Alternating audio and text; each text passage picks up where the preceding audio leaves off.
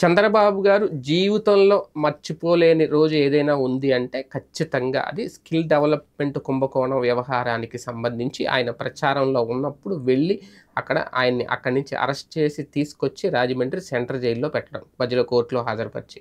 అది ఆయన ఒకటి మొన్నటి వరకు చంద్రబాబు గారు అంటే ఆయన జీవితంలో మర్చిపోలేనిది అతిపెద్ద షాకు అంటే అలిపిరి ఘటన అనుకునేవాళ్ళు అప్పట్లో మావోయిస్టులు, అది కాల్పులు ఇవన్నీ.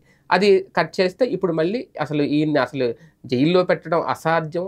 చంద్రబాబు నాయుడు గారిని అరెస్ట్ చేయడం అంటే ఎలాంటి మగోడు రావాలి, అలాంటి మగోడు ఇంకా పుట్టలేదు ఇలా అనుకునేవాళ్ళు.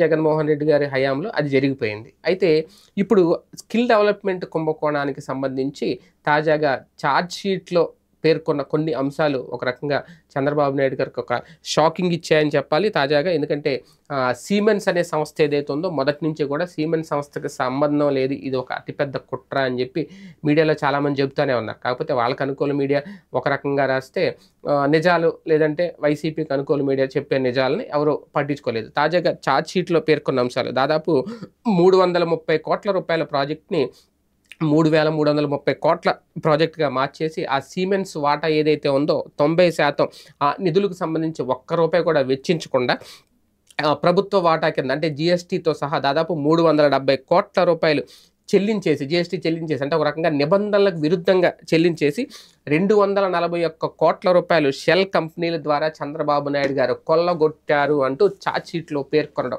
ఇది ఇప్పుడు అసలు విషయం. ఇది ఇప్పుడు బయటపడింది. మొన్న మధ్యన నారా లోకేష్ గారు ఏదో కొన్ని పత్రాలు తీసుకెళ్ళి, కొన్ని డాక్యుమెంట్స్ తీసుకెళ్ళి మాకు సంబంధం లేదు, ఇది డిజిటల్ సైన్ 9 కాపీల మీద చంద్రబాబు నాయుడు గారు పెట్టిన సంతకాలు ఇవన్నీ అక్కడ ఆయన ఆర్నాబ్ గోస్వామి ఇంటర్వ్యూలో ఆయన మాట్లాడి చూపించి జాతీయ స్థాయిలో చంద్రబాబు నాయుడు గారు తప్పే చేయలేదు, రకరకాల ప్రయత్నాలు ఏదో చేశారు. మరి ఇప్పుడు ఛార్జ్ షీట్లు ఎందుకు పొందుపరిచినట్లు?